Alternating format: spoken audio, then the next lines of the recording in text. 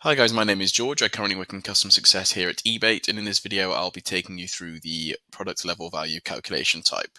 So first of all, you're going to want to set up your rebate with all the following parameters, and then we will go into the calculation type. If we scroll down here, we'll find product level value. We'll click that, and then we will hit save to save the rebate. As you can see here, the rebate will appear. We can go into the rebate, and this is where we edit the rates. Every other tab is the same as all other rebates except for the rates tab. So as you can see here, this is where we can select our products that we want the rates to apply to. So for the sake of this, I would choose coffee granules.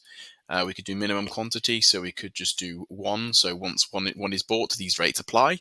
And then the rate value. So it may be that you have negotiated a 20p rebate for every single unit that you buy. So you'll put in 0.2.